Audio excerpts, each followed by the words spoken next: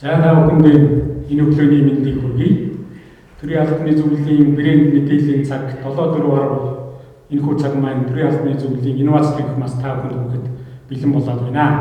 За өнөөдөр үндэсний аюулгүй байдлын гадаад дотоод орчны өөрчлөлт, Монгол улсад тулгарч буй нийгэм эдийн засаг, улс төрийн эдрээтэй асуудал, за мөн сөрөн дэвсгэрлэх стратеги болон энэ чадварын чиглэлээр мэдээлэл өгөхөөр та бүхний өмнө нэгэн хүнд техник урьж ирүүлээд байгаа. За өнөөдрийн мэдээллийг эрхэм маань хашууч генерал доктор, дэд профессор, зөвлөх инженер, Монгол улсын батлан хамгаалахын дэд санд Баасан Дамб генерал маань ирсэн байгаа. За бич очноо бас товчхон танилцуулаатыг. За Баасан Дамб генерал маань цэргийн их сургуулийг авт техникийн ашиглалтын инженерээр төгссөн. За стратеги тактик команд штаб чиглэлээр мөн боловсролын зэргийг ахиулсан. За төрийн цэргийн аюулгүй байдал чиглэлээр Оросын холбооны улсын зэвсэг түвшний жанжин штабын академиг мөн төгссөн. За цэргийн ухааны докторийн зэрэг хамгаалсан ийм эрхэм байгаа. За цэргийн анги салбаруудад бас шат шатанд өдөрт халбан тушаалд ажилласан байж байгаа. Тухайлх юм бол 97-оос 2003 онд зэвсэг түвшний ангид салаан захирагч, техникийн ашиглалтын инженерээр, за дараа нь мөн зэвсэг түвшний жанжин штабын сургалтын бодлогын хилцээний мэрэгжилтэн, ахлах мэрэгжилтэн, хилцээний дарга, за мөн үндэсний батлан хамгаалах их сургууль сургалт хариуцсан дэд захирал, за тус сургуультай сургалт цэргийн алба хариуцсан тэргүүн дэд захирал, за батлан хамгаалахын яамд төрийн захиргааны удирдлагын газрын дарга, за зэвсэг түвшний жанжин штабын бодлого стратегийн төлөвлөлтийн газрын орлогч дарга, бодлогын хилцээний дарга, за мөн зэвсэг түвшний кибер аюулгүй байдлын цэргийн командлагчаар ажиллаж байсан. За мөн Монгол улсын ерөнхийлөгчийн зөвлөх, за батлан хамгаалахын дэд сайдаар ажиллаж байгаа. За өнөөдрийн манай бас сургалт мэдээллийн цагт төрийн албаны зөвлөлийн гишүүн Зол Заяа гишүүн маань оролцож байгаа. За дашрамд хэлэхэд Баасан Дамб генералыг урьж сөрөн дэвсгэрлэх чадвар энэ чиглэлээр мэдээлэл сургалт хийх санаачлагыг Зол Заяа гишүүн маань гаргасан. За мөн төрийн албаны зөвлөлийн гишүүн Бүрв Давг гишүүн маань оролцож байгаа. За ингээд сөрөн дэвсгэрлэх энэ чадвартай холбоотойгоор Монгол улсын ерөнхийлөгчийн санаачилсан геополитик, геостратегийн чиглэлийн бодлогын баримт бичигт туссан зүйлүүд, за мөн энэ чиглэлээр аливаа улс орнуудын сөрөн дэвсгэрлэх тэмцэх гэдэг юм уу, энэ үйл ажиллагаатай холбоотойгоор нэгдсэн үндэсний байгууллагын дэргэдэх олон улсын судалгааны инх тайвны сангаас дэлхийн 100 гаруй оронд судалгаа хийж үзсэн байгаа. За энэхүү судалгаагаар Монгол улс 120 гаруй орноос 49 дугаар байрт орсон байгаа нь бас цаашид бодох, болгоомжлох, сэрэмжлэх, ажиллах, бодлогоо боловсруулахын чадварыг бас бидэнд тусгаж байгаа гэж ойлгож байгаа. За ингээд мэдээллийнхаа цагт оръё. За төрийн албаны зөвлөлийн гишүүн Зол Заяа гишүүний микрофонд юун дөрвөн урьж байна. За өнөөдрийн 7-4 харуу сургалтын мэдээллийн цагт оролцож байгаа нийт төрийн албагчдаа энэ өглөөний мэндийг хүргэе. Тэгээд оролцогч Баасан Дамб генералаас хүсэлт тавиад энэ үндэсний сөрөн дэвсгэрлэх чадах стратеги гэсэн сэдвээр манай мэдээллийн цагаар мэдээлэл өгч яг сурвалжлагыг хүлээж аваад хүрэлцээсэн танд бас талархлаа илэрхийлье. Тэгээд өнөөдрийн байдлаар энэ 1945 он дэлхийн 2 дугаар дайнаас хойш тогтсон дэлхийн дэг журам маань за аливаа асуудлыг улс төр эдийн засаг яриа хэлцээнээр замаар шийддэг байсан энэ нөхцөл байдал маань сүүлийн жилүүд бол их хурдтайгаар өөрчлөгдөж байна.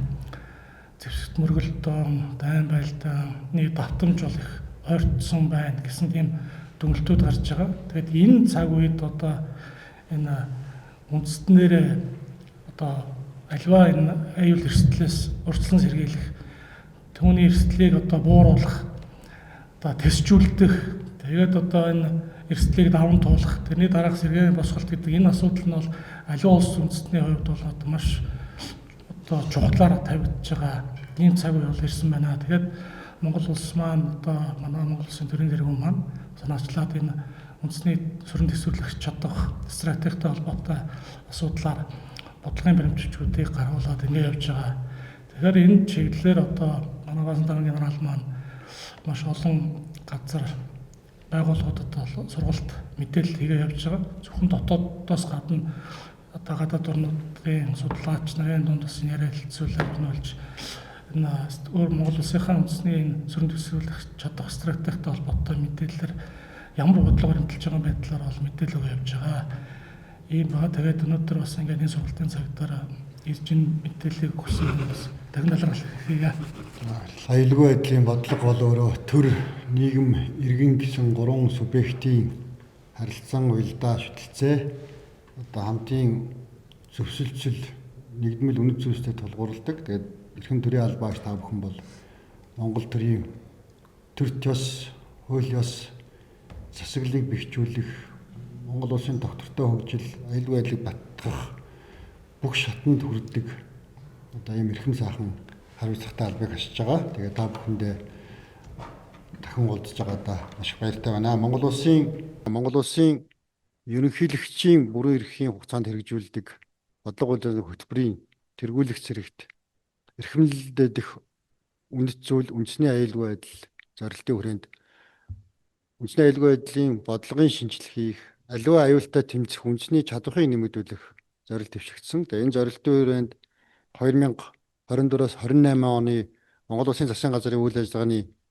хөтөлбөрт аливаа хямрал гамшигыг даван туулах, сүрэн төсөөлөх үндэсний тогтолцоог бүрдүүлэх одоо томоохон зорилт тусаж энэ хүрээнд 2025 оны 3 сарын 10-ны ерөнхий сайдын захирамжаар Батлан хамгаалгын сайдын ахалсан одоо яам агентлаг оролцох талуудыг багтаасан ажлын хэсэг байгуулагдаж энэ дунд хугацаанд очиж болсгүй гинтийн хямрал, зочрол, гамшигыг даван туулах зорилго бүхий сөрөмлөх стратеги баримт бичгийн одоо төслийг боошуулаад бодогдох байгууллагад өргөн барьсан. Энэ тухайд одоо ярихад олон хүн асуудаг энэ сөрөн төсвөрлөх гэдэг ямар агуулгатай юм бэ?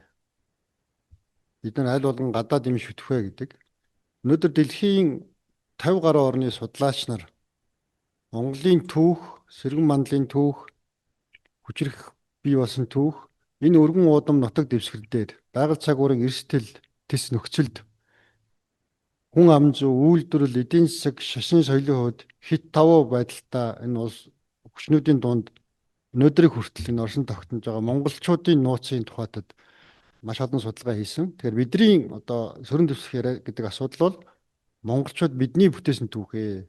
Анхны төрт Төв Азийн үйлчлэлийн анхны төрт улс хүннүүгээс их Монголын эзэнт гүрэн тэгээ ардын хувьсгал, ардсан хувьсгал, халахын гол чөлөөлөгтэй ингээд өнөөдөр бид нар бол аливаа хямрал дарамт сөрөг нөлөөлөл бүхнийг даван туулд тисч гарч хүчиргэж хөгж ирсэн түүхээ. Тэгэхээр энэ бол яахгүй монголчуудын маань түүх. Энэ утгаараа Чингис хааны сөрөн төсвөрлөх буюу бэрхшээлтэй тулгарсан үед төсвөр хатууж лев нэгдэл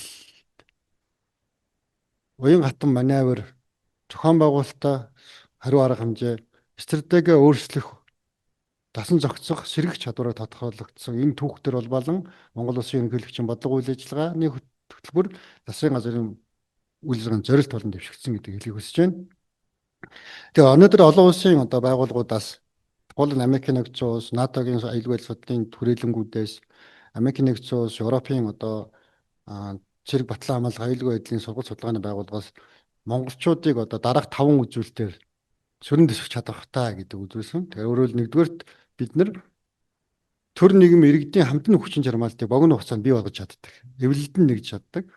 Хоёрдугаарт нь бид нар байгаль цагуурдын уламжилт маллахаас суурсан нүүдлийн соёлын иргэншлээ дагаад Монгол хүн болон бие махбод сэтгэл зүй хувьд өндөр төсөр хатуужлаа. Түүхэн цаг хугацааны үед Монголын нутаг дэвсгэр бий болж исэн хэл, шашин, соёл, улс төр эдийн засгийн маш олон гадна дотны нөлөөлөлд өнөөдрийг хүртэл бид нар монгол хэл, монгол уламжлал, үнэт зүйлээ авч үзэж чадсан дасан зохицох өндөр чадвартай. Эдгээр дэлхийн дайн олон улсын нөхцөл байдал өндрөн өөрчлөгддөг боловч бид нэр эргээд маш богино хугацаанд сэргэх чадвартай. Наазах нь одоо ковидын дараах Монгол улсын нийгэм эдийн засгийн сэргэлт бол олон улсын практикт одоо туслаг болон явж байгаа хэлэх хэрэгтэй. За дараа нь бид нэр хүн амын тоогоор цөөхөн ч гэсэн дэлхийн дайн өс нутгийн одоо мөргөлдөөний голомд байгаль цагуурын хүндрэлтэд тулж исэн ч гэсэн бид нэр одоо нүүдлийн мал аж ахуйг хотчлт аж үйлдвэртэй хосоосон шинэ одоо загварын улс үндэстэн нийгмийг зохицуулж байгаа өөрчлөх чадвар гэсэн үзүүлэлтээр биднийг туслах болдог.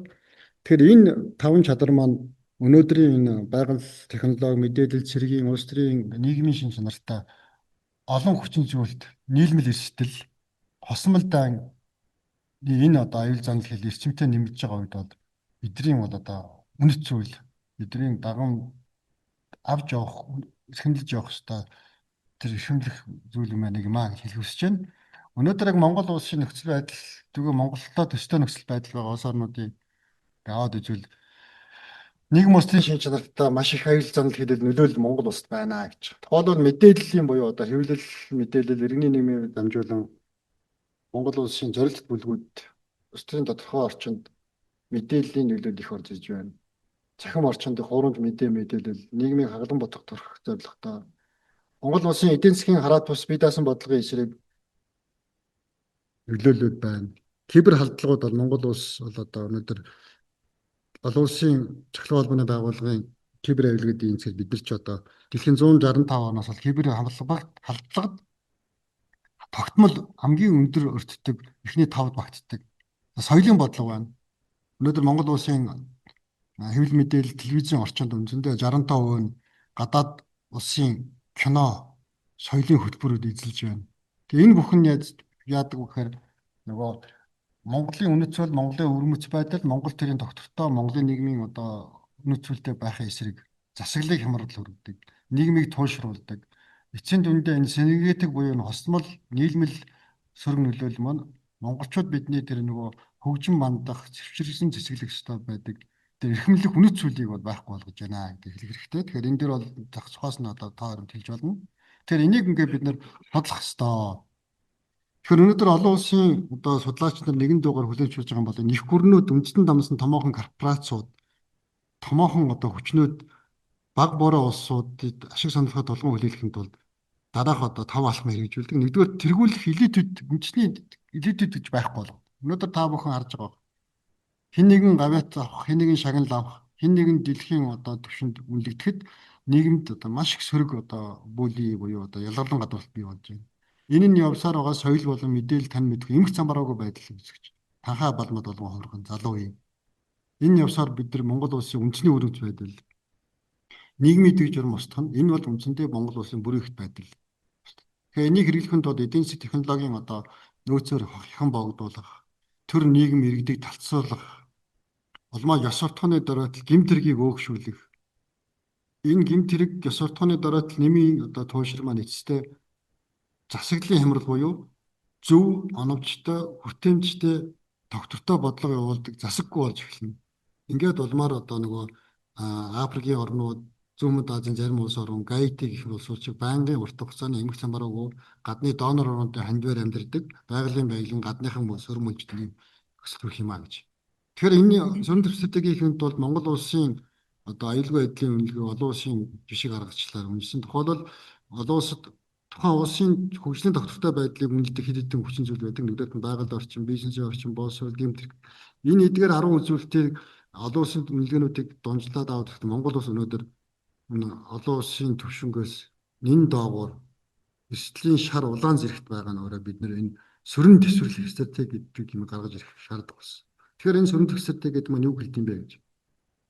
Энэ өөрөө цогц ойлголт бид нэр альва хямрал эрсдэл гинтийн одоо нийгэм эдийн засаг улс төрийн гаралтай цочролд бэлтгэлтэй бэлэн байх ёстой. Эрсдлийг сайдар судалгаанд тулд сулгуулсан оновчтой бодлоготой, иргэдэн бэлтгэлтэй, нийгмийн доктортой улс засаг нь эдийн засгийн хувьд нөөцтэй байх ёстой. Дараа нь хэрвээ гинтийн ийм зочрол хямрал өнөөдрийн одоо шатхууны нийлүүлэлтийн гинжин хэлхээний тасалдал шиг дэлхийн зах зээл дэх түүхий экспортын баримжаатай бараа бүтээгдэхүүний уналт үүсэх бид нэр дайн зөрчмөргөлдөө байгалийн томоохон гамшигдах бол бид нар хамгийн богино хугацаанд хамгийн бага хөрөлтөөр даван туулж шуурхай хараар амжих ёстой. Эргээд энэний дараа бид нар дээд зэргийн хурдан сэргэх ёстой. Аливаа хямрал гамшигын дараа сэргэлт авахгүй байх нь өөрөө яг л нөгөө хүнд өвчний дараа өвчтөний нөгөө илаашруулах сэргэх нөхцөлтэй адилхан цуцаагаад улсыг уналтанд хүргэдэг. Тэгэхээр энэ юунаас үүдэж байгаа нэхэр олон улсын аюулгүй байдлын судалгаа болон Монгол улсын аюулгүй байдлын бодлогын одоо дүн шинжилгээ хийгээд үзэхэд ер нь 1990 оноос 2000 оны хүртэл бол улс үндэстэн нийт даяараа урьдчилан сэргийлэх стратеги барьдаг байсан. Өөрөөр гэмтэргээс урьдчилан сэргийлэх, терроризмаас урьдчилан сэргийлэх, авилгаас урьдчилан сэргийлэх, гамшигаас урьдчилан сэргийлэх. Гэвч нийгмийн тодорхой нөхцөл байдалд гамшиг хямрал бол байнгын давтамжтай үзэгдэл учраас бэлэн байх хариу арга хэмжээ авах ёстой байна гэдэг үзэл баримтлал 2010 онд хүчтэй гарч ирж улмаар 2010 оны Монгол Улсын үндэсний аюулгүй байдлын үзэл баримтчигт бид нар энэ бэлэн байх хариу арга хэмжээ авах доктортой байх арга хэмжээнүүдийг хэрэгжиж үүж гэсэн.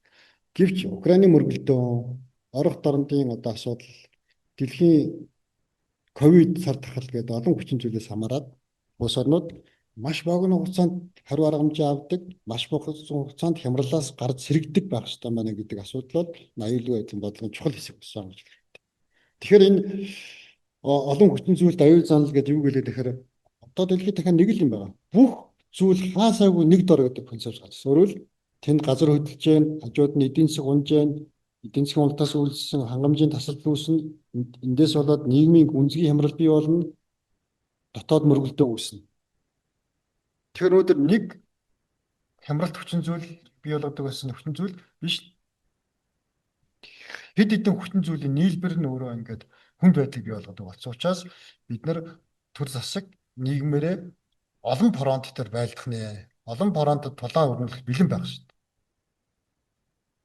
Тэгэхээр одоо Монгол улс болон дэлхийн Иран орох дорнодын асуудал, Украины асуудлаас болоод дэлхийд дахинд ямар улс орнууд ямар бодлого барьж байгаанаас сэрэмжиж байна гэхээр энэ гадаад орчны зочрлоос бий болсон системийн шинжтэй нийлмэл эрсдлүүдэд бэлэн байхгүй бол гэмтийн зочрол үүсгэтэл эдийн засгийн доголддог. Эдийн засаг доголдохоор нийлүүлэлтийн гинжин хэлхэн тасалт үүсдэг. Ингээд ирэхээр сэтгэл ханамж доктортой хангамжгүй ард түмэн тууширна. Жагсаал суглаа, эмх самраагүй байдал үүснэ. Ингээд ирэхээр засаг л хямрна. Энэ ертөнцтэй бол одоо үндэсний аюулгүй байдлыг цогцоор нь анхуулах хэмжээнд бий болж байна гэдгийг анхаарч энэний төлөө энэний эсрэг одоо сөрөг төвчтэй гэдэг босгож өнөөдөр дэлхийн одоо 60 гаруй орн энэ байгалийн гамшигын эдийн засгийн хямралын кибер аюулгүй байдлын цэрэг дайны гэдэг дангаар нь болон цогц хариу арга хэмжээний сөрөг төвчтэй гэдэг босгоод мөрдөж эхэлж. Энийг л домино эффект гэж нэрлэдэг. Нэг эдийн засгийн юм уу нэг гинжин хэлхээний тасалд нь нийтээр нь одоо ингэж унгдаг юм эсвэл. Тэгэхээр Монголын нийгэмд бий болж байгаа аюулгүй байдлын талаар хандлагыг өөрчлөхийн тулд бид нэг л зүйлийг олох ёстой. Өөрөөр дэлхийн өндөр хөгжилтэй улс орнууд нийгмийн тодорхой соёл, ёс суртахуун үнэт зүйл бий болсон улс орнуудад дэлхийн нийгмийн амьдралыг дайн инхийн хоорондох зааг дээр тодорхой хугацаанд хямрдаг, хөгждөг, тогтворгүй байдал бий болдог буюу энэ хямрал мөргөлдөөн тайван үе гэсэн энэ мөнхийн одоо нийгмийн өмчлөг байдсан байна гэдэг ойлгох цаг болсон. Ялангуяа 2023 онд олон улсын судалгааны байгууллагаас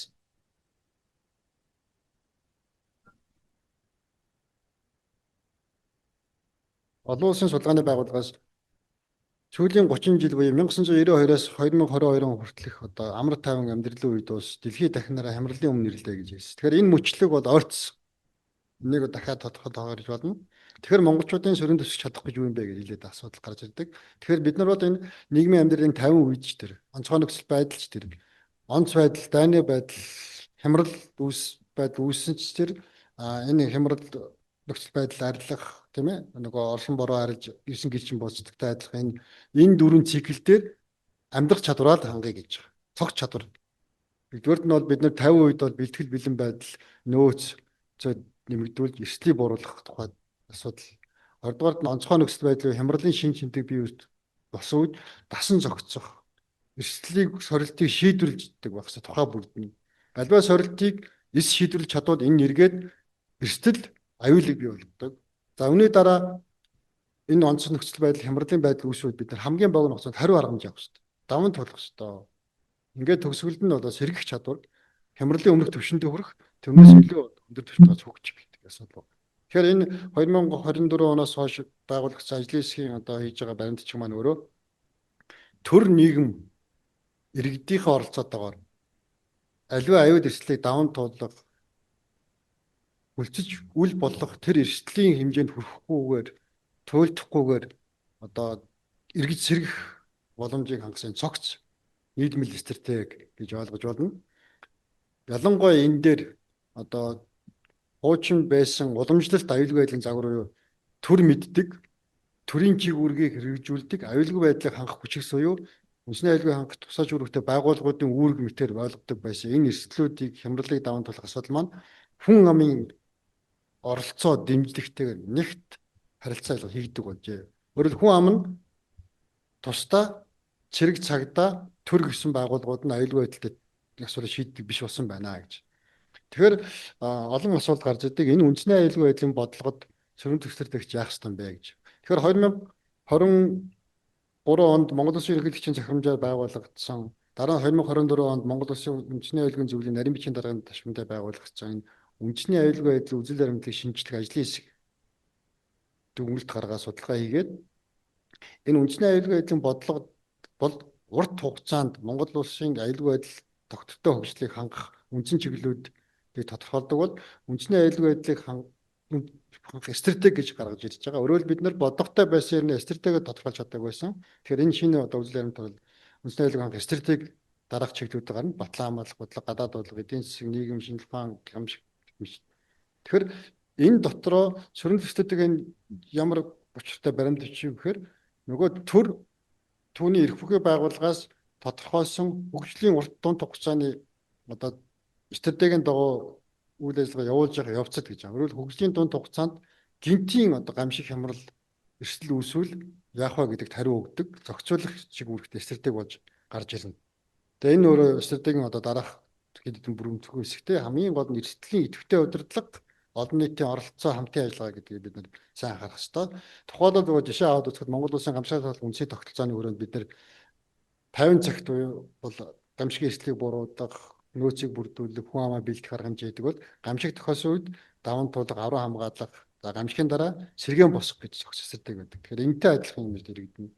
Тэгэхээр үндсэн сөрөглөх стратеги маань өөрөө олон хүчин зүйлийн эрсдлийн судалгаанд төвлөрдөг би тухайд хэлсэн бид нар ярьсан. Нэгдүгээр нь хямрал эрсдэл тохиолдол бид нар эдийн засаг нөөцийн хичнээн хохирол хүлээх вэ гэдгийг тооцсон. Жишээ нь 2023 оны одоо зүүн бүсийн одоо 7-8 аймагт болсон чуднаар бол Монгол улсын нөөц үнцэн дуусч ирсэн. Энэ бол Монгол улс бол одоо зуудын гамшигын үедх даван туулах шаардлагатай нөөц маань ер нь Монгол улсын нийт одоо зудан төсвөртгүй байдал төсвөрийг үзүүлэх ёстой бүс нутгийн одоо тодорхой жижигхэн хэсэгт очиж дуусчихсан. Мөн одоо зарцуулах нөөц бүлээх хохирлыг бид нар тооцох ёстой.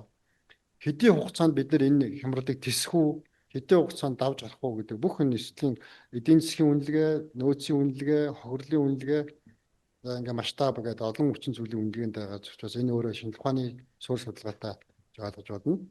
За ингээ нийгмийн асуудал төр байна. Тэгэхээр Америк нэгдсэн улс болон дэлхийн өндөр хөгжилтэй орнуудаас дэлхийн ирээдүйн аюулгүй байдлын таамаглалын суурь судалгаануудыг олонтаа хийдэг. Тэгээд эдгээр дотор бол нэгдүгээрт нь бол хүрээлэн буй орчны дөрөтөл байгалийн экосистемийн одоо эмзэг эрс өөрчлөлт бол бид хүндрэлтэй өмнөх нэгдүгээр аюул занал, хоёрдугаарт нь улс үндэстний одоо нийгмийн туйлшрал, дотоод дэвнэгдэлгүй байдал, хоёр дахь аюул занал, гуравдугаарт нь технологийн гинтийн осол, технологийн дэвшлийн тэгшвэс байдал гэж ярьсан. Тэгэхээр нийгмийн туйлшрал гэдэг бол бид мэднэ. Шинэ хамгийн товч тодорхойлоход нийгмийн туйлшрал яаж үүснэ гэхээр төр нийгэм иргэд хамтдаа бүтээсэн баялагынхаа хэмжээс давсан өсвийн жагсаалтаар одоо засаглалыг дарамталтай хэлбэр бол өнөөдөр дэлхийн 30 гаруй орнд гарч ирж байна. Байнгын жагсаал сугалдаан, байнгын одоо дотоодын нэвт бүтээгдэхүүн нөөцөөс давсан одоо хүсийн жагсаалт гэсэн юмуд гарч ирдэг. Тэгэхээр энэ бол одоо тэр нийгмийн байгууллага дэг журмын сэргийг тогтвортой байлгах асуудлууд бүх шатнд одоо анхаарах хэрэгтэй. Монгол Улсын үндэсний аюулгүй байдал үзлэн заасан үндэсний язгуур ашиг сонголтууд энэ төр нийгмийн тогтвортой байдал. Тэгэхээр манай төрийн албаагч болгон төрийн үйлчлэгийг иргэдэд хүрэхдээ энэ төр нийгмийн хамтын ажиллагаа, итгэлцэл, ойлголцол, зөвшөөрлөл гэдэг нь бий болгож улс орнцны өмнө тулгараад байгаа аливаа аюул асуудал занал эрсдлийг нийгэмд ойлгуулах буюу тэр аюулгүй байдлын соёл мэдрэмжийг нийгэмд төрөхөд бол манай маш гiştim. бол бид нар ямар арга хэмжээ авсан гэхээр Монгол улсын нийгмийн эдийн 그리고 또 өөртөө нэг жижигтэй болцсон. Өөртөө бүр амт хангараг өргөө тий. 42 жил 그런데 너 이거 дахин хаалах шүү дээ ингээд юу болно шүү дээ. Өөрөө л авъя гэж байна шүү. эрсдлийн үнэлгээ хийсэн. Асан Яг эдгээр 32 чиглэлээр олон улсын аргачлал Монгол улсын аргачлалын дотооддоо хэрэгэлдэг аргачлалын дугаард эдгээр 32 зүйлтэй эрсдлийн үнэлгээ хийгээд хамгийн өндөр эрсдэлтэй нийт тэргүүнд засан сайжруулал зохих одоо ирэмбийг тогтоосон. Тэгээ энэ ирэмбээр бол ажлын хэсгээр ямар асуудал гэж цагаар энэ Монгол улсын нийгмийн эдийн засгийг хөгжүүлдэг энэ 32 чиглэлээр одоо энэ дээр тайвар харилцаа холбоо технологи уцааг бүх чиглэлүүдийг эрсдлийн үнэлгээ хийгээд дараах 6 7 чиглэлийг эхний ээлжинд засан чадварлах буюу одоо зохицуулах хэрэгтэй байна. Тухайлбал нийгмийн асуудал, эдийн засгийн асуудал, гамшиг, батлан хамгаалах чадхуйн асуудал, хөрөөлөн буй орчны өөрчлөлтийг даван туулах асуудал, кибер аюулгүй байдлыг хангах асуудал, мэдээллийн буюу цахим орон зай, хэвлэл мэдээллийн орон зай, иргэний нийгмийн мэдээллийн асуудлыг зохицуулах асуудал чухал юм аа гэдэг. Тэгэхээр ажлын хэсгээр бол энэ дараах 7 чиглэлийг бол Монгол улсын батлан үндэсний суурь стратегийн тэргүүлэх чиглэлийг тогтоод авч үзсэн. Одоо нийгэм дээр асуудал байгаа гэдгийг та бүхэн мэднэ. Тухайлбал нийгмийн суурь стратегийн хүрээнд бол дараах 6 чиглэл гарч ирсэн. Нэгдүгээр нийгмийн боловсролын, нийгмийн эрүүл мэндийн, нийгмийн мэдээллийн, нийгмийн соёлын, нийгмийн ёс суртахуун сэтгэл зүйн, нийгмийн ив нэгдлийн асуудал. Тэгэхээр олон улсын их тайвны сан байгууллагаар бид нар нийгмийн ив нэгдэл, нийгмийн ёс суртахуун, иргэний нийгмийн оролцоо гэдэг үзүүлэлтээр бол бид нар дэлхийн 120 орноос 67 хэдгээр байранд орж байгаа гарахтай. Тэгэхээр нийгмийн эрүүл мэндийн байдлаас зүгээр нэг жишээ асууя. Монгол улс жилдээ маш олон сая долларын одоо шүдний буюу амны хөндийн эрүүл мэндийн бүтээгдэхүүн импортлолт хэрнээ тэрнээсээ хэд дахин давсан өндөр өртгөөр шүдний эрүүл мэндийн үйлчлэгэнд хамрагддаг. Өнөөдөр амны хөндийн эрүүл мэндийн шүднээс хамааралтай өвчлөл Монголын хүн амд бол өргөн тархацтай байна. Тухайлбал сүүлийн 6 жилийн дотор 300-аад мянган залуучуудыг цэрэг насны залуучуудыг цэрэг татах эрүүл мэндийн үйлчлэг онцлогоо эрт илрүүлэгт ороход үндсэндээ одоо бараг 5 хүний нэг нь ямар нэгэн байдлаар шүд буюу тэр эрүүл мэндийн шаардлагаар хоол босруулах процессыг дийлэхэргүй хэмжээнд муутсан. Ингээд энэ эрүүл мэндийн асуудал нь өөрөө цэргийн алба хөдөлмөрлөх, сурч боловсруулах маш хүндрэлийг бий болгох буюу хөдөлмөрийн нөөцийг бохомсдуулахын зэрэгцээ асар их одоо нийгмийн нөөц, гэр бүлийн байдал, санхүүгийн одоо дарамтыг бий болгож байгаа хэмжлэн. За мэдээллийн асуудлаар өнөөдөр Монгол улс дижитал хэрэглээ буюу цахим хэрэглээгээр бол дэлхийд нэгдүгээрт ордог. Өөрөөр хэлбэл Монгол улсын үйлдвэрлэж байгаа дотоодын нийт төлөвтэй хөрөнгө санхүүгээс яг импортоор оруулж ирж байгаа гар утас цахим технологи бол одоо үндсэндээ бол өндөр хөгжилтэй үйлдвэрлэгч орнуудаас хэд өндөр дата хэрэглээ, гар утас, компьютер, цахим хэрэглээ. Гэсэн хэрнээ цахим орчны соёл, цахим бичиг үсэг тайлэгдалт, хуурамч мэдээлэл ялган таньдаг, нийгмийн сүлжээний соёлын үзүүлэлтээр хувь хүний нөөцийг хамгаалах гэсэн нэн чухал үзүүлэлтээр бид нар дэлхийд бас дахиад сүүл мөш гэж байна. Тэгэхээр бол ингээд энэ нийгмийн үндэсний сумдын стратегийн нийгмийн чиглэлээр бид нар энэ дараах одоо цахим бичиг үсэг тайлыг сайжруулах, хуурамч ялган таних, цахим орчны соёлтой хэрэглээ, цахим орчинд хувь хүний нууц, байгууллагын нууц, төрийн нууцыг хамгаалах энэ аргуудыг тусгаж хэрэгжүүлэх нэ гэж. За ингээд гамшигтай тэмцэх асуудал орж ирж байгаа. Кибер аюулгүй байдлын асуудал орж ирж байгаа. Тэгээ энэ бүхэн юудар үндэслэхээр Израилийн нийгмийн суурин төсөлт буюу Израилийн ард түмэн, төр ард түмэн нийгэм хамтдаа альва хямрал мөргөлдөөн төрөмгөлийг давж гарна гэдэг энэ жишг загвар байдаг. Монгол манай одоо Сүхбаатар жанжин гэсэн тийм ээ бид бүхэн эв саналаа нэгтгэж нийт нэгэн хүчээр зориглон хөдлөөс гэж хэлдэгтэй адилхан. Одоо өнөөдөр Израиль, Сингапур, Тайван, Солонгос, Япон, Швед, Финланд, Израиль, Швейцар гэдэг энэ орнууд нийгэм иргэдээрээ суурилсан аюулгүй байдлын хүчин чармаалтыг бий болгож байгаа. Тэгэхээр энийг хэн баталж байна гэхээр Америкийн Их Британий жанжигчтай дарга бол одоо 3 жилийн өмнө хэлсэн байдаг. Британий бүх ард түмнийг 90 юм гэхгүйгээр эх орноо батлан хамгаалах чиргийн арга хэмжээнд сургая гэж хэлсэн. Тэгээд яагаад гэж байна гэхээр өнөөдөр дэлхийн нөхцөл байдал цэрэг дэлхийн дайны мөргөлдөөний ирэмт ирсэн учраас Их Британий ард түмэн зэвсэг барин эх орноо хамгаалдаг, цахим орчинд оюун санаа танин мэдхүйгээ хамгаалдаг байх хэрэгтэй байна. Дайныг улс төрчид сэтэж цэргийнхэн явуулдаг. Гэхдээ ард түмэн ялтанд хүргэдэг гэж. Тэгэхээр энэ үндслээд бол Монгол улсын шөрөлдөх стратеги маань бол одоо Монгол улсын үндэсний язгуур ашиг сонирхол үнэт зүйл нэгдвэл байдал тулгуурласан цогц стратеги бөгөөд энэ хөгжин дэвжих аюул хямрал хятадыг хохирлох багтаа тур тусгаар уусаа бүрэн аваад явах хэмжээнд даван туулах стратеги арга зам гэж ойлгох хэрэгтэй. Тэгэхээр нийгмийн асуудал маань өөрөө тулгамдж байгаа учраас Монгол улсын ерөнхийлөгч санаачлагаар эх оронч Монгол үндэсний хөдөлгөөнийг эхтүүлэхээр сая 2026 оны 3 сарын 17-нд эх оронч Монгол үндэсний хөдөлгөөний зарлиг одоо сойрхон баталлаа. Энэ зарлагын дагуу бол засгийн газар одоо эх оронч Монгол үндэсний хөдөлгөөнийг хэрэгжүүлэх засгийн газрын арга хэмжээ төлөвлөгөөг ойрын хугацаанд хийхээр ажил хэсэг байгуулагдсан. Ер нь бид нар хүүхд залуучуудаа Монголын гэх эрхэмлэндэл хүн зүйлс суурилсан эх оронч үзлийг төлөвшүүлэх, аливаа хямрал, гадна дотны одоо соёл шашин янз бүрийн одоо зүй бус нөлөөллийг даван туулах, ойлгох чадвартай иргэнийг болгон бэлтгэх. Өнөөдрийн хүүхд залуучуудыг цахим орчин шилжилт, технологийн дэвшилтэд үйлчилж нийгмийн харилцааны соёлын шинэ болон сөрөг элементүүдийг ялган таньдаг, зөв зав үйл хандлагатай болгон хүмүүжүүлэх. Монгол иргэн бүр дэлхийд өрсөлдөх чадвартай, эх орондоо баялаг бүтээдэг, эх орныхоо нөөц баялагийг зүй зохистой удирддаг иргэн болгон хөгжүүлэх гэсэн энэ цогц одоо зорилт бүхий эх оронч Монгол үндэсний хөдөлгөөг эхлүүлж байгаа нь өөрөө нийгмийн буюу бүх нийтийн оролцоонд суурилсан энэ сөрөг текстүүдийг хэрэгжүүлэх чухал ойлголт. Тэгэхээр энэ дээр бол төрийн, нийгмийн, иргэдийн бүх талын хүчин чармайлт хэрэгтэй. Ялангуяа өнөөдөр захим орчны урдастай өөрчлөлт, тэлэлт, мэдээллийн эренц зүйнд бол улс орн бол байгалийн орчин буюу газар зүй орчин тийм агаар сансар хураа газар усан хилээл хамгаалдаг. Нийгмийн орчин буюу улс аймаг сум одоо нам бүлэг гэсэн бүлгүүдийн дэг журмыг хангадаг байсан. Гэтэл энэ хил хязгаарыг даваад орж ирж байгаа нэг юм танин мэдхүй орчин. Тэгэхээр кибер орон зайгаар дамжуулан, цахим орсоор дамжуулан, хэвлэл мэдээлэл, орны төлөв хэлжээгээр дамжуулан иргэдийн танин мэдхүй буюу ертөнцийн хүсэл хүслийг өөрчлөх замаар улсыг хилэн бүтэн байхад улс биш болдог. Нийгмийн дэг журамтай үнд сүлтэй боловч танин мэдхүй ертөнцийн хүсэл хүсэл өөрийгөө илэрхийлэх чадвар хандлагаар дамжуулан улсын эдийн засаг соёл шашин байхгүй өргөн цалиг устгадаг юм болчихжээ. Тэгэхээр энэ танин мэдхүй гэдэг юмыг өөрчлөх ёстой, хамгаалах ёстой байна. Тэгэхээр энэ үндсэн зөвлөх стратегийн баримт бичгийн одоо ерөнхийд загварчлалыг та бүхэнд харуулж байгаа. Энэ өөрөөр үндэслэл, зорилго, чиргүүлэх чиглэл, арга хэмжээ, үр дүн шалгуур үзүүлэлттэй. Тэгэхээр бид нар бол энэ стратегийг бий болгосноор монголчууд бид бүхэн хамтдаа 50 үе цэцэглэн хөгж доктортой байдлаа хангадаг. Асуудал үүсэн үед төсвөр хатуужилтайгаа богино хугацаанд даван туулдаг. Асуудлын дараа бид нэр ойлголцол, нэгдэл, хамтын хүчин чармайлтаар богино хугацаанд сэргэж хөгжөлдөг, чирэгжих энэ арга зам аяг ёстой. Тэгэхээр энэ дээр бол тогтолцооны хүрээнд аваад үзэх юм бол төрийн орон нутгийн байгууллагын иргэний гэдэг суурийг аваад бид нар нийгэм дээрээ суурна, ард түмэн дээрээ суурна.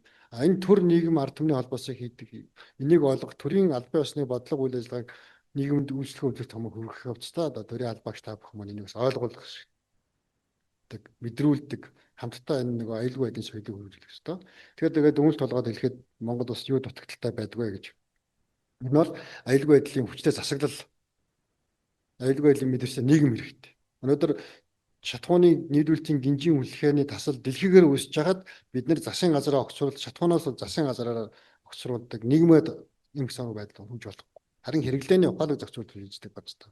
Аюулгүй байдлын соёлын элементүүдийг нийгэм төлөвшүүлэх хэрэгтэй байна. Замын цагдаагийн тээврийн цагдаагийн албанаас нэг зам нэг соёл гэдэг 40 жил одоо энэ тэнтгүүл хэдэн 10 сая төгрөгөөр лоозон хатгалаа. Гэвч зам тээврийн устдаа нас барагчтантай буурахгүй хувирэг байна. Хард тамхи мансруулах бодис цахим донтол, цахим лөөрөө сэргийлээ гэдээ манай цагдаагийн байгууллага, хууч байгууллага 40 удаа анхааруулга мэддэг гаргадаг боловч өнөөдөр одоо 2025 оны сүүлийн мэдээгээр хэвтэл 120 гаруй мянган хохирогчтой 120 хэдэн тэрбумын цахим орчны лөөрийн хохирогчд бий болоод явж байна.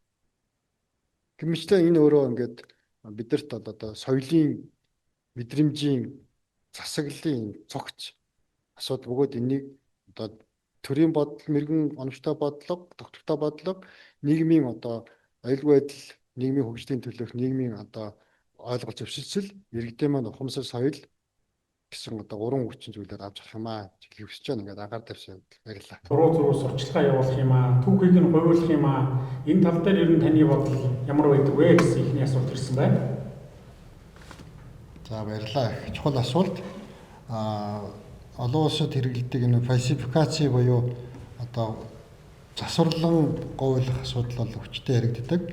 Тэгэхээр үндэс хөрөнгө стратегид Чингис хааны цэрэн төс философийн тухайд яагаад гаргаж ирээд байгаа гэвэл Монгол Улсын ерөнхийлөгчийн одоо бодлого үйл ажиллагааны хөтөлбөр заасан дээр эрхэмлэг дэдл хүнэт зүйл, үндэсний хэв нэгдэл, үндэсний соёл гээд ерөнхийлөгчийн санаалгад Чингис хааны музей, Чингис хааны олон судлалын хүрээлэн байгуулах замаар Чингис хааны үеийн одоо бий болсон тэр суу бэлэг сургаал бид нар өөрсдөө гаргаж иж Монголын өвөрмөц байдал, Монголын түүх гэдгийг л нотлохгүй бол өнөөдөр одоо бид нар өрний сууд философчдын онол тийм ээ барууны болон ардсан орнуудын нийгэм эдийн засгийн засаглалын одоо стратеги гэдэг нь хүний гэсэн бүх юмыг л өөрийн болгох гэж үзээд одоо барсангүй тэгээ манчин гүрлийн 200 гаруй жилийн дардлалын үе социалист системийн бүтээн байгуулалтын үе глобал нийгмийн үед бид нэр дандаа хүний ном хуулж хүний үзэл санааг шингэх гэж оролцсон. Энэ болгондоо бид нэр түүхийн гуйлга, түүхийн засварлалыг хүлээж авсан. Тэгэхээр энэ сүүлийн одоо 3-4 жилд хүчтэй яригдж байгаа асуудал бол энэ Монголын үндэсний одоо өрмөц байдал, үндэсний түүхийн одоо зөв бичих асуудал гэж чухал тавигдаж малон эрдэмтэн судлаач нар энэ дээр анхаарч байгаа. Тэгээд ерөөсөө Монголын ард түмэн өөрөө түүхээ мэддэг тэр түүхэн үнэт зүйлээ хүлээн зөвшөөрч хүндэтгэн дээдэлж байдаг. Төр нь өөрөө залгамж шин чанартай байх юм бол хичнээн их гүрнүүд мөнгө төлж Монголын түүхийг мушгисан бүтээл гаргаад кино хийгээд дэлхийн соёлд хүндрэлт бол хүлээн шүрхэхгүй. Тийм болохоор бид нар одоо биднээс шалтгаалж бүхнээ л хийх ёстой. Гэдгийг хүсэж баярлалаа. За дараагийн асуулт байх юм. Бас манай улс хоёр том хөрштэй. Сүүлийн үед хоёр хөрш маань дэлхийн одоо гол тоглогчд болоод байх юм аа. Бид одоо хэрхэн зохицож, аж төрж амьдрах вэ? Гурав дахь хөрш ер нь хэрэг байх уу гэсэн ийм асуулт байна. За баярлалаа. Дэлхийн геополитик эс өөрчлөгдөж байгаа үед зайлшгүй байх хэрэгтэй. Одоо бид өөрсдөөсөө асуух хэрэгтэй.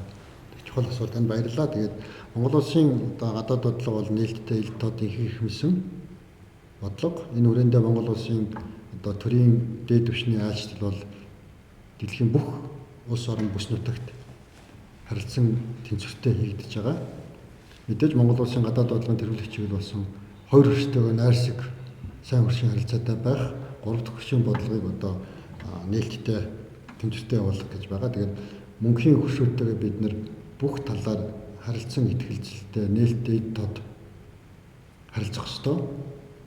За гурав дахь хөршийн бодлого бол Монгол улсын гадаад бодлого аюулгүй байдлын баттан бэхжүүлэх арга хэрэгсэл болоод дэлхийд бол үнцэндээ хүлээн шүрхэгдсэн.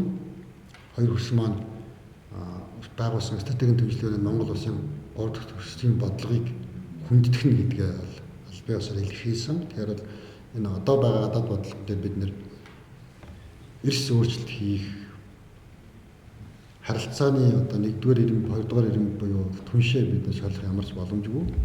Өнөөдөр сайн хөрш, хоёр хөрштэйгээ сайн хөршийн найрсаг харилцан итгэлцэлтэй тэмцэртэй харилцаа бий болгох гурав дахь хөршийн бодлогыг одоо олон улсад танилцуулж Монголын загвартай гурав дахь хөршийн бодлогыг дэлхийн одоо анхааран судалж байгаа үед бол үр шим байгаа. Би бас өмнө хэлжсэн. Дэлхийн одоо Монголыг таарсан улс өмчнүүд бүгдээрээ хямрал, сөргөлдөөн, өрсөлдөөн донд жижиг улсууд нь, иргэн тойрон жижиг улсууд нь түүний дам нөлөөнд автж байгаа энэ цагт ороод Монгол улс маань харьцангуй одоо гэрээ хэлцэл олон улсын одоо хамтын ажиллагааны нийгэмлэг хүлээсэн үүрэг гэдэг маш олон юм дээр даваа бодлоо гаргаж байгаа. Өнөөдөр гэтэл одоо хөршүүд маань Монгол улсын стратегийн бараа бүтээний нийлүүлэлтийн гэрээ хэлцээрийг бол өөрчлөхгүй хямралын өмнөх төвшөнд нь хадгалах, дэмж гэж ярьж байгаа. Мөн Монгол улсын нэгдсэн улсын байгууллагын хүлээж байгаа инхээс ахиулах ажиллагаа, хүмүүнлэгийн ажиллагаа, соёл иргэншлийн одоо энэ бодлогыг бол Америк нэгдсэн улс, Япон, Солонгос, баруун Европын орнууд гэдэг орнууд бол хүндэтгэн дэмжиж байна. Улаанбаатар диалог болон бусад энэ аюулгүй байдлын олон талт формат бүхий уулзалтуудыг Монголд явахад бол дэлхийн одоо сөргөлдөөнтэй бүс нутаг, өрсөлдөөнтэй улс үндэстнүүдийн төлөөлөл ирж сан салж нээлттэй ярьдаг. Монголд бол ярьж болох дэлхийн глобал асуудлыг Монголд ирээд ярихад энэ улс бол тэнцвэртэй, найрсаг, уян хатан, зөв хандах учраас гэсэн одоо энэ бодлого байгаа. Тийм учраас бид нар бол гадаад бодлого дээр бол илүү нээлттэй уян хатан их хэрхэмлсэн. Тэгээ яриа хэлцлийн одоо тэр зөөлөн хүчнийхээ одоо бодлогыг дээр зогсноо. Тэгээ энэ бол одоо нэг айхтар эмзэглэх асуудал биш. Харьцангуй дэлхий хямрж байхад бид нар өнөөдөр энэ сөргөлдөөний 3 туйлын 2 нь бий болгож байгаа хоёр улстайгаа одоо сайхан ойлголцоод тогтвортой бүр ирэхэд улсын хувьд харьцаагаа алдахгүй явах хичээх ёстой. Баярлалаа. За дараагийн асуулт байна. За дараагийн асуулт нь хүнсний аюулгүй байдлын тал дээр бас бодох асуудал их байна. Хүндрэлтэй болж ирж байна. Энэ тал дээр одоо таны бодол ямар бодлого байдаг вэ гэсэн байна.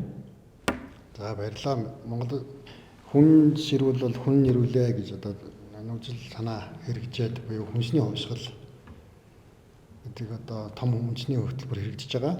Ер нь бид бүхний хамгийн түрүүнд мэдэрдэг үр дүнний шууд илэрдэг зүйл бол бидний хэрэглээ буюу хүнсний хэрэглээ. Тэгээд Монгол Улсын ерөнхийлөгчийн санаачлал засгийн газрын дунд хугацааны хөтөлбөрт энэ томоохон зорилт тавигдаж хүнсний үйлдвэрлэлийн дотоодын одоо хангамжийг нэмэгдүүлэх аливаа хямрал гамшиг бий болсон үед энэ импортоос хамааралтай бараа бүтээгдэхүүний тоог цөөлөх энэ бодлого барьж байгаа. Ер нь Монгол хүний наслалт, монголчуудын гинэ бонд буюу хүн ам одмын сангийн аюулгүй байдлын нэг нэг гэр бүл болохоос илүүтэйгээр энэ хүнсний одоо бүтээгдэхүүний хэрэглээ байгаа. Тэгэхээр энэ бол эмзэг асуудал. Одоо ч эмзэг хэвээрээ.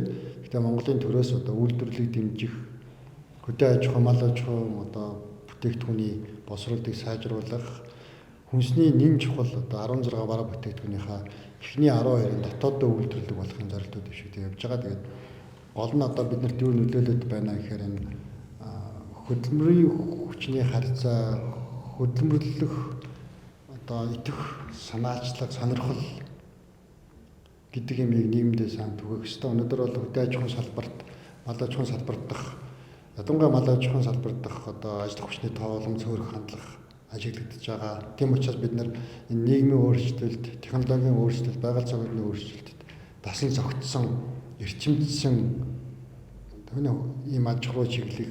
За хөдөө аж ахуй газар тариаланг бол бид нар бас хүн ажиллаж болдог.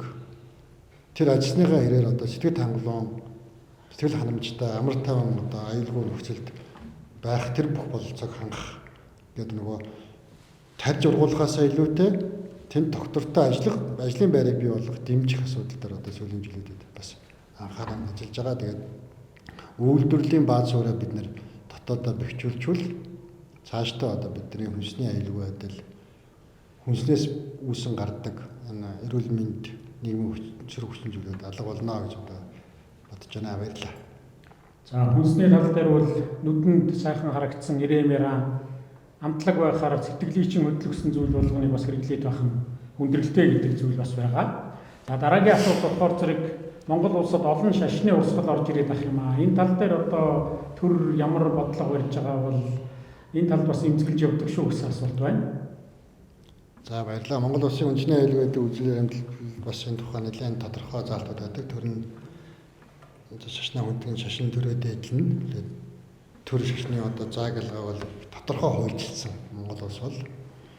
За мэдээж сүүлийн үед албан болон албан бус байдлаар авж байгаа аюулгүй байдлын мэдээд өгүүлэлтээр энэ монголчуудын шашинд хандах хандлага бол их өөрчлөгдсөн. Ялангуяа сүүлийн үед атеист буюу шашингууд гэсэн санал өгдөг хүний тоо нэмэгдэж байгаа бол нөгөө талаар энэ бусад шашны одоо гаж урсгалуудыг хүлээн зөвшөөрөх сонирхол хандлага бол ил талд гарч байгаа. Тэгээ Монгол улсын төр аюулгүй байдлын тодорхой салбаруудаас Монгол дахь шашны байгууллагуудын үйл ажиллагаанд одоо төрийн эрх, Монголын одоо хууль тогтоомж, хүний эрх, дэлхийн нийтээр хүлээн зөвшөөрөгдсөн одоо урсгал чиглэлийг одоо байлгах, түүнд одоо тодорхой зохицуулт их асуудал нэлээд тодорхой арга хэмжээнд хийж байгаа. Ер нь бол олон улсад бий болж байгаа энэ шашны шилжилт хөдөлгөөнүүд ихссэн. Өөрөөр үнцэнтэй одоо Евразийн тэнглэгдэх энэ бурхны шашин, исламын шашин, христийн шашин одоо түүний салбар болон бас бусад одоо олон урсгалууд дээр бол төр хяналт тогтоодог энэ практик бол одоо хүчтэй нэвтэрж байгаа. Тэгээд эдгээр Монгол улсын хүний эрхийн одоо төгөөмөр тонхоглол Монгол улсын үндсэн хууль заасан шүтэх эрх гэж чөлөөтэй хийж болох боловч нийгэмд хортой эмчиг үйл ажиллагаа явуулдаг шашны тодорхой нэг үйл ажиллагаанууд бол илэрдэг. Энэ болгоно Монголын одоо хууль зохиолох байгууллага тодорхой арга хэмжээ авж байгаа. Хамгийн гол нь дахиад хэлье. Төр бүхнийг хянаж цагдана гэдэг бол үнэхээр боломжгүй. Яг гэвэл өнөөдөр мэдээллийн орон зайн тэлэлт захим орчны хяналтгүй, зохицуултгүй хэрэглээ өөрөө одоо иргэнийг энэ ямар нэгэн буруу гаж урсгалд татагдах, зан үйлд автахд хүргэж байгаа. Тийм учраас төр бодлогороо зохицуулъя. Шаардлагатай одоо үндэсний болон үнэт зүйлийг бий болгож байгаа энэ зүйлдээ хөрөнгө оруулалт хий. Иргэд маань нөгөө захим орчны зохистой хэрэглээ соёлоор дамжуулан мэдлэг мэдээлэлтэй байх, юуг шүтэх, юуг ис шүтэх, юуг хүндлэх, юуг үл твчих гэдгийг ойлгодог болох хэрэгтэй. Ялангуяа одоо энэ загварууд дээр бол Израиль байна, Сингапур, Солонгос, Швед, Финланд гэдэг орнууд өнөөдөр бол энэс сэргийлэхийн тулд өсвөр насны хүүхдийн захим орчны хэрэглээг хязгаарлаж эхэлж байна. Тэр бүвэл төрийн албаа хаагчдах нийгмийн нээлттэй их үсэн сүлжээнүүдийг хоригдж эхэлж байна. Энэ болгоно нөгөө л мэдээллийн орон зайгаас дэлхийн мэдээллийн орон зайгаас шууд ямар нэгэн цензургүй ирж байгаа мэдээллүүдийг л зогсоох ёстой. Өнөөдөр Монгол улс хэвлэлийг хянах, хэвлэл болон мэдээлэлээр хязгаарж байгаа кино хянах, ном зохиолыг хянах гэдэг асуудал огт байхгүй байсан. Үндсэндээ бол одоо ганц нэг төр нийгэм хуулиар хязгаарласан хүний эрх хчлөө, төрийн нууцтай холбоотой мэдээлэл дээр л бид нар хуулийг босруулж мөрдүүлэх гэж хичээж байгаа. Гэтэл Америк нэгдсэн улс бидний нөгөө дэлхийн ардчлалыг бий болгосон мундаг хөгжсөн улс гэдэг хүчтэй дэдэг Герман, Франц, Америк нэгдсэн улс, Их Британи, Швед, Финланд, Япон, Солонгос өнөөдөр цензуршип буюу энэ нийтийн мэдээллийг хяндаг тогтолцоогоо хөгжүүлж эхэлж байна. Одоо ном хянж эхэлж байна. Одоо өнөөдөр тун саяхан гэхэд зүгээр бүгд найрамдагчдад ард улс одоо маш их том хяналтыг бий болгодог гэжсэн бол өнөөдөр Америк нэгдсэн улс бүгд найрамдах хятад улсаас давсан хэвлэл мэдээллийн хяналтыг тогтоосон гэдэг албаасаар хүлээж ирсэн. Бид нар нөгөө хэвлэлийн хяналт гэхээр хятад хяналт цензурыг тавьдаг гэдээсэн. Өнөөдөр Америк нэгдсэн улс маань энэ шашны болон улс төрийн эдийн засгийн экстремизмын эсрэг үндсэндээ тэр чигт нь бүхэлд нь хяндаг хэмээл ойхон суурилсан тогтолцоо хөгжүүлж байна. Монгол улсад өнөөдөр энэ номыг хэвлэж болохгүй гэсэн үг дуурах юм бол өдөр хүний эрх гэдэг одоо ингээд балбуулна. Гэтэл Америк нэгдсэн улс Европт очиод уншиж битэл цүнхэндээ авч явахгүй номнууд байлаа. Тэгэхээр бид нар өнөөдөр нэг л юм бодох хэрэгтэй. Урт хугацаанд доктортой хөгжим Монгол шгроо байгуул бид нар энэ мэдээллийн орон зай дээр зоригтой хязгаарлалт тавья. 2020 онд учрал ерөнхий захим хөдөлгөөний сайд байх үед ажил байгууллагада захим орчны хүний эрх хамгаалалтын хууль босруулж ирсэн. Тэгээ энэ яагаад босох шалтгаан байсан гэхээр тухайн жилд 22 онд цагдаа ерхий газрын өгсөн мэдээлэлээр захим орчинд хүүхдийн хүчрлийн нэмэлт 2 оног дахин, захим орчинд лөөрийг захим залингэрийг 5 дахин, захим орчноо дамжуулан хувь хүний нууцыг хулгайлах, дамлан борлуулах, шантажлах гэмтэр 1 дахин гэд ер нь хүний эрх захим орчинд байхгүй болоо гэдэг үүднээс энэ хуулийг боловсруулсан. Тэгээ яг манай хүний эрхийн байгууллагууд ардтан маань эрхийн мань боолоо гэж унгасан. Тэгээ өнөөдөр тэрний гайгаар өнөөдөр 22 оны үзүүлэлтээс 2 дахинд орцсон нөхцөл байдалтай хэвлээ ингээ Facebook, Instagram, Twitter, TikTok хараад YouTube бараад одоо гайхаад байж байна. Тэгэхээр хэвлээ энэ захим орчны зохистой хэрэглээ цензур гэдэг нь бий болох юм бол шашны гаж урсгал гэж орж ирэхгүй. Зүү зохистой хэрэглээ төсвөр хатуужлалт байх юм бол 5-10 цаасны төлөө бид шашны гаж урсгалын зам үйлийг хүлээж авахгүй. Тэгэхээр монголчууд бол түүхэн цаг хугацаанд Чингис хааны байгуулсан Монголын эзэн төрний үеэс Монголын их хамаар амгалан буюу Пакс Монголын үед эдийн засаг шашин соёлын харилцааны эрх тэгш нийгмийг бий болгож чадсанараа өнөөдөр ч одоо дэлхийд гайхуулдаг. Тэр утгаараа бид нар зөв бүхнийг, эрэг бүхнийг дэмжин сөрөг үл төвчих бүхэнтэй бол тэмцдэг. Тэр нийгмийн мэдрэмж, нийгмийн соёлыг бий болгоно. Энийг төр өөрөө ухаалгаа зохицуулах ёстой гэж хэлэх хүсэж байна. За дараагийн хэд хэдэн асуултыг багцлаад бас танд тавья. Нэгдүгээрт нь энэ тороолууд гэж одоо эмх замбраагаа алдлаа. Захимаар явж байгаа зүйл үнэн мэт болоод байна. Энэ дээр одоо ямар бодол байдаг вэ гэж. За хоёрт нь бол өсвөр үеийнхний захим хэрэглээний хязгаарлалтын талаар сая бас болж хариулчихсан байгаа. За гуравдугаарт нь энэ электрон тамхи гэдэг зүйл бас одоо их газар авч байна гэдэг зүйл байна. За дөрөвдүгээрт нь гадаад оронд одоо Монголын үнд соёлын өв зүйлүүд их гинт гарч ирэх юм аа. Тэрийг ашиглаад одоо түүх соёлтой холбоотой буруу мэдээлэл өгöd байна гэсэн гурван зүйлийг багцлаа. За баярлалаа. Микэн ойр.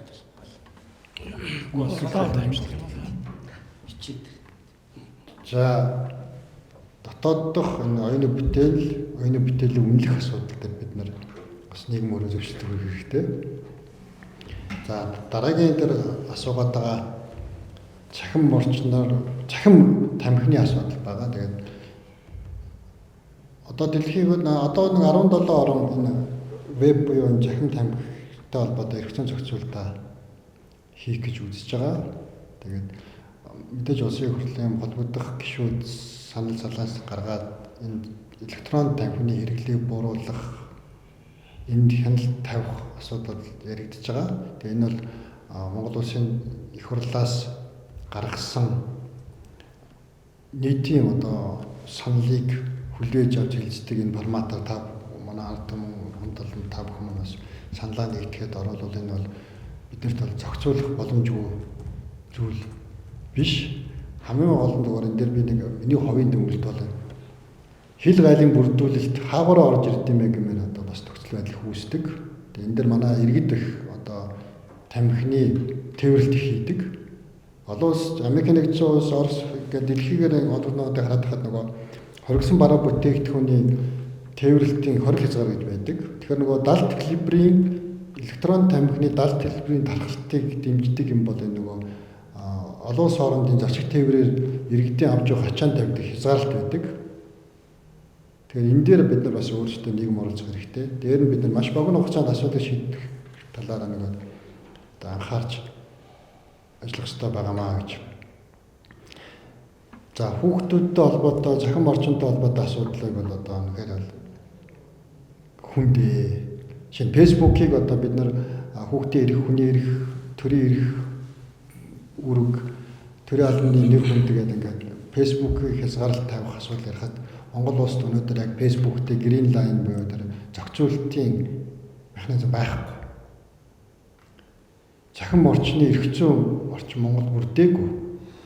Зөвхөн мэдээллийн технологийн тухай хууль тогтоомж байдаг боловч нийгмийн мэдээллийн буюу олон нийтийн мэдээллийн шилжээний тухай хууль Монгол улсад байхгүйгээс болоод Meta Group буюу одоо Facebook, Instagram-ыг одоо хариуцдаг компаниуд бол Монголын төр нийгэм иргэдийн эсрэг, хувь хүний эсрэг, хүний эрх чөлөөний эсрэг, халдшгүй байдлын эсрэг гаргасан гэмт үйлдэлийг одоо зогсоолгох, захим орчноос устгуулах асуудал маань өөрөө төвөгтэй.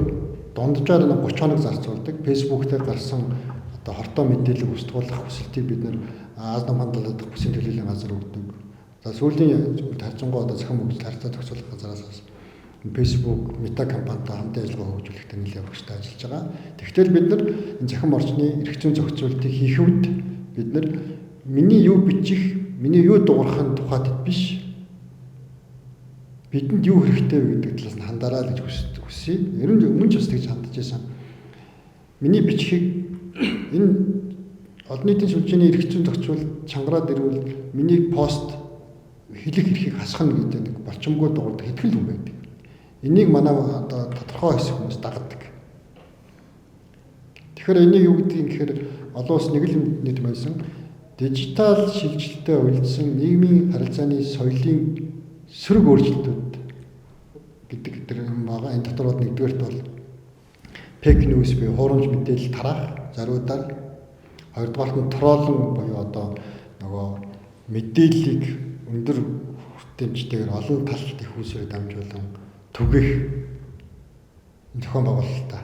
Тэгээд энэ троллын эсрэг бол Монголын засаг болоод захим тухай зохиолын байгууллага, захим байгууллагууд чадлаараа л ажилдаг л да. Одоо сайхан гэтэл одоо садар самуу сурчилдаг 500 гаруй цахим маяг устгаддаг гэж байна. Эргээд эдгээр нь зөвхөн хоногийн дотор буцаал цэцгэлдэг. Тэгэхээр энэ нэгдсэн байгууллагын цахилгаан холбооны байгууллагаас гаргасан кибер аюулгүй байдлын зөвлөмж дээр хувь хүний кибер аюулгүй байдлын зөвлөмжийг бид судлах хэрэгтэй юм билээ. Бид нар юу руу орж болох вэ, юу орж болохгүй гэдгээ мэддэг, төвчдөг, хуруу гармаар төвчдөг. Дараа нь түүний чиг үүрэг кибер аюулгүй байдлын чиг үүрэг биелүүлдэг байгууллагууд дэлхийн мэдээллийн сүлжээ, олон нийтийн мэдээллийн сүлжээг зохион байгуулдаг компаниудтай хувийн хвшилтэй нэгт хамтын ажиллагаатай байх хэрэгтэй. Шинэ мета компани руу хэлээд одоо энэ бол Монгол улсын төрийн эсрэг байна гэхээр танаа хуулинд байгаа ч манайтай байгуулсан гэрээ манай хэрэгцүүд байхгүй гэдэг асуудал яригддаг. Тэгэхээр энэ троллинг гэдэг зүйл бол өөрөө энэ бол механик байсан эхний одоо 10 жилийн өмнө л хүн бий болгодог. За өнөөдөр бол троллинг буюу энэ сүлжээ төгөөгч постлагч болон хиймэл оюухан суурилсан програмчлагдсан шинжилгээтэй болсон учраас асар өндөр өртөгтэй төхөөрөмж шаарддаг. Хэрвээ бид нар өөрсдөө л захин орчны соёлыг бий болгож юу унших, юу гис уншихаа мэдж эхлэхгүй бол шинэ троллингийн эсрэг, фейк ньюсийн эсрэг Монголын төрийн мөнгө бол өрөхгүй. Шинэ Америк, Израиль бий болгосон энэ фейк ньюс хиймэл оюухан суурилсан одоо deepfake гэдэг те хүний зов төслийг өөрчлөлт байгаа яриа бий болгоод байгаа. Энийг ялган таньдаг програм хангамж ихэд бол жилийн $3 сая байдаг. Тэгээ Монгол улс төрийн 100 гаруй мянган албаа хаагч за тэгээ захим хэрэгжилж байгаа бүх хүн зориулаад энийг аваагүй. Жилдээ бид нар бараг одоо 20-30 сургууль цэцэрлэг бариад байх мөнгөөр зөвхөн одоо deepfake буюу нөгөө хиймэл оюухан суурилсан гүн хурамж мэдээлэлд тэмцэнэ. Тэгээ энэ дээр яг хөөр Монголын төр бол одоо болно л доо кибер аюулгүй тухайн үндэсний стратеги дагуу асар сая олон сая долларын иргэдээ хяндаг гадна дотноос ирж байгаа мэдээлэл өрсөх хяндаг програм аваад байж болно.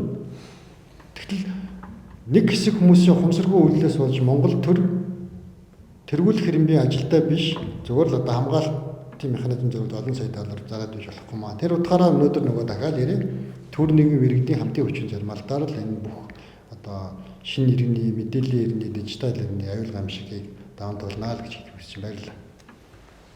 За баярлалаа. За зарим одоо саналууд байгаа юм байна. Монгол улсад төр болон байнгын оршин сууж байгаа гадаад иргэд Монгол улсын хүн амын хэдэн хувийг эзэлдэг вэ? Энэ дээр бас анхаарах хэрэгтэй юм уу? Урд хөршөөс одоо богино хугацааны визтэй орж ирээд үйлдвэрлэл, мал аж ахуй, газар дарааллын чиглэлээр олноороо ажиллаж байгаа. Энэ дээр бас анхаарал тавих хэрэгтэй юм байна шүү. Хэвлэл мэдээллийн хэрэгслээр зарим одоо буруу ташаа явдаг Монголын төвөг соёл, нийгэм эдийн засаг үн ханштай хүртэл холбоотой асуудлыг гуйж байгаа дээр бас анхаарал тавьдаг байна гэсэн ийм асуудлуудыг бас нэлээд санал болгоод тавьсан байна. Тэгээд энэ чухал сэдвийг хөндөж байгаа оролцогч, сонсогч, төрийн албаагч та бүхэндээ бас талархлаа. За өнөөдрийн энэ Монгол улсын сүрэн дэвсгэрлэх чадвартай холбоотой бас одоо бидний тулгамдсан асуудлаар мэдээлэл хийсэн Монгол улсын батлан хамгаалахын дэд сайд тэслэгч генерал Баасан Дамтанд талархаж байна. Монгол улсын аюулгүй байдал, хил хязгаар, сүрэн дэвсгэрлэх чадвар, тэр байтугай одоо газар усны, засцуудны, гал төмрийн, эдийн засгийн, соёлын гэх энэ олон асуудлуудын чиглэлээр бас бодлоон чиглэж анхаарал тавьж явдаг таны цаашдын ажилд өндөр амжилт хүсье. Өнөөдрийн мэдээллийн цаг маань үүгээр өндөрлж байна. За бусад одоо төрийн албаагчийн цалин хөлс, нийгмийн баталгаа, ангилал, зэрэглэл, зэрэг дэвтэй холбоотой та бүхний асуудал тодруулж байгаа зүйлд бид одоо боломжоор бас хариулт өгж байгаа. Төрийн албаны зөвлөлийн CSC.gov.info гэсэн энэ хаягаар бас зарим одоо санал асуултаа ирүүлж байгаарай. Өнөөдрийнхөө мэдээллийн цагийг үүгээр өндөрлж байна. Ингээд энэхүү цагт хүрэлцэн ирж оролцсон Баасан Дам генерал, төрийн албаны зөвлөлийн гишүүн Зол Заяа, Пүрв Давг, за бусад одоо оролцогч нартаа талархаж байна. Баярлалаа та.